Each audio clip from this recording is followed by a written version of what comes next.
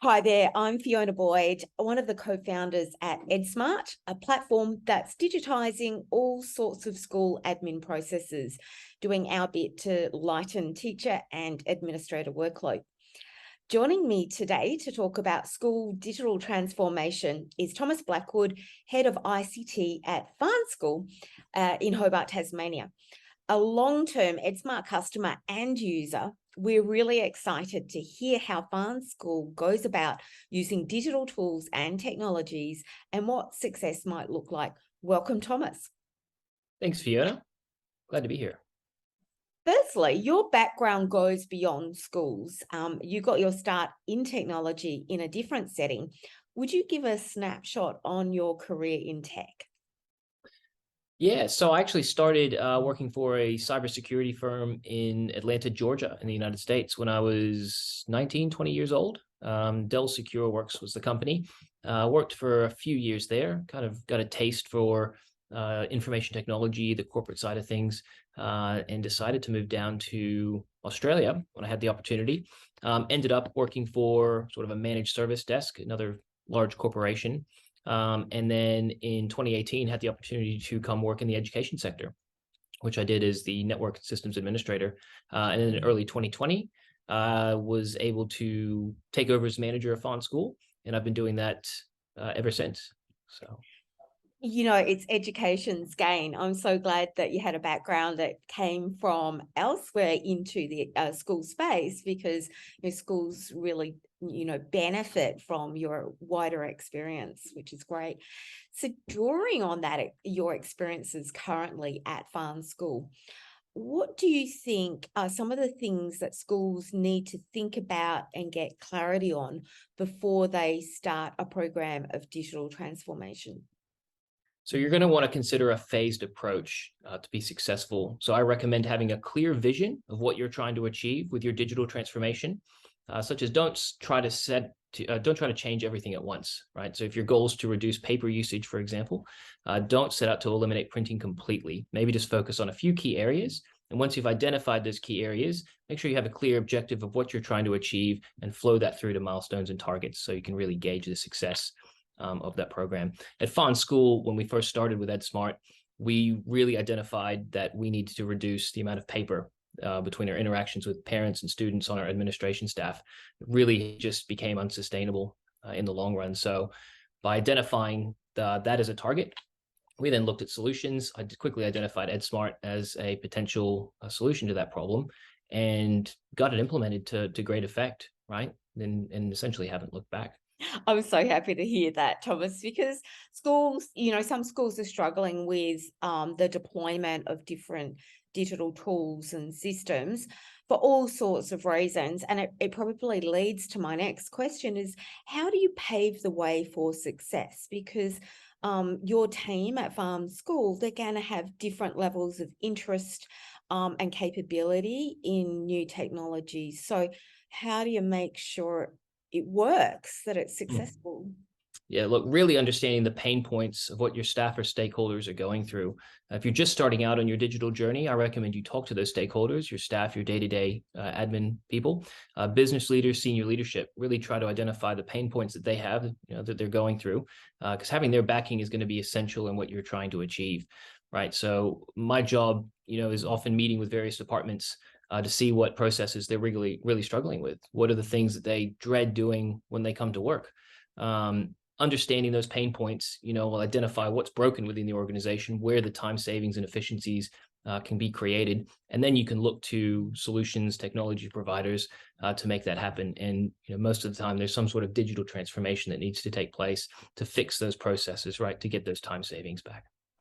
So we're in you could say, or maybe not even, in a post-COVID era, that during that time, a lot of schools, in a rush not to be left behind, took on technologies that they didn't understand well, or they just felt they had to do it. How easy or hard is it to overlook important steps that contribute to a successful rollout in that kind of pressure cooker situation? Do you want to avoid it? Mm. Yeah, so absolutely right with COVID. It was sort of remote learning became the buzzword. Suddenly everyone needs to be using Zoom or Microsoft Teams to be teaching classes. But really considering the needs of your staff, your students, your organization in general, it's easy to overlook really key things. So I would stress communicating, again, with your stakeholders, your staff, teachers, administration, what you're doing and why you're doing it. Show them what the benefits are going to be and bring them along on the journey. Because if you don't, you're really going to be fighting against their day-to-day wishes and what they've been doing in the past. It's going to make your job a lot harder. So you'll find, in discussing with them, they might have very valuable feedback that's beneficial to you deploying your solution. We recently eliminated USB thumb drives from our staff laptops, just the security risks that they pose. And it was identified through some of the administration staff that it was still required for the end of year exams, mandated by the government. These exams take place. They then need to be put on USBs and printed off.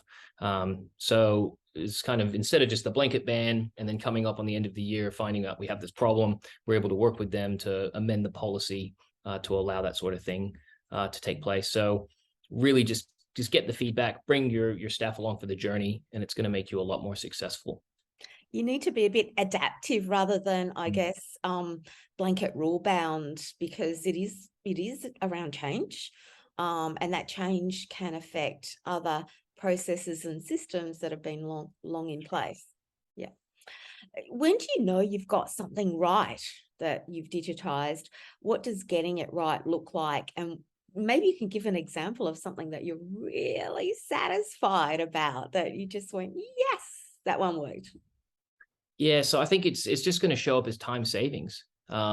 Things are going to run like a really well-oiled machine. Like I mentioned earlier about those broken processes, people get a bit grumpy when they have to do something. It's because it's disjointed. There's something that's just not right. They might be sitting down to do something and then suddenly they've got to stop and, kind of the process is a bit broken. They've got to do something manually and come back.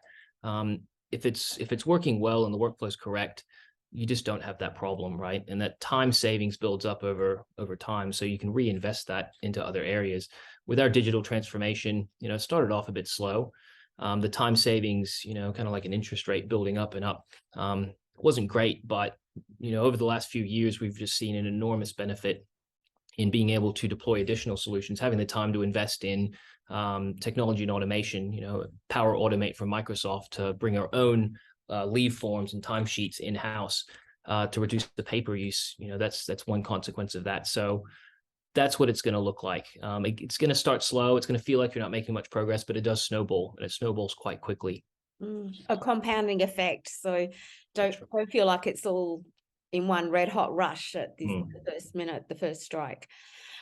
So if you were to give others watching today 3 key points to take away that could help them achieve an A-grade digital transformation, as opposed to something they just really brings fear and worry in their school, what would they be? Look, the first one I would just say is start small. You've heard Rome wasn't built in a day. Your digital transformation won't be built in a day either. So I think identify what you're going to want to have the easy wins with, or tackle the bigger projects that are going to give you a cost benefit up front. And identify what those are and get those done. Don't worry about everything all at once. And just be aware that there's going to be significant investment, whether you're learning new systems and some programming languages to, begin digitally transforming your business through automation and that sort of thing, or just upfront costs with, getting solutions and technology providers. But those investments will pay off over time. So just be aware of that. The next thing is you need to look at what you're going to do with the technology, right? So a lot of vendors will come to you and say, you need this, especially what we're hearing lately with cybersecurity. But don't be afraid if the product that you seek out just isn't right for you, right? Don't, sort of shut everything out and say, we got burned by this product. We're never going to look at digital technology again. You're going to have these situations where a product just isn't right for you. Maybe the salesperson was a bit, overly aggressive, but you need to sort of pick yourself up. Maybe talk to your stakeholders more next time, figure out some of the pain points that may or may not be solved and decide, is this product exactly right for you? because 99% of the time it will be, but on occasion it might not, and you're going to need to deal with that, right, and continue that journey. So lastly, like I mentioned earlier, probably the most important is bringing your staff along for the ride, making sure that they're part of this journey with you, because they're very important to this process. They're the ones that are running the day-to-day ends of the business. So communicating what's changing, making sure that they're happy and comfortable using the products and technology solutions that you're bringing forward is going to be essential. So communication really is key. Those soft skills. Mhm. It's That's not all right. digital. Thank you, Thomas. So great to talk to you today. Absolutely. Thank you, Fiona. And if your school is about to undertake a program of digital transformation, we hope some of the insights that we've shared with you today can help you with the thinking, planning, and doing.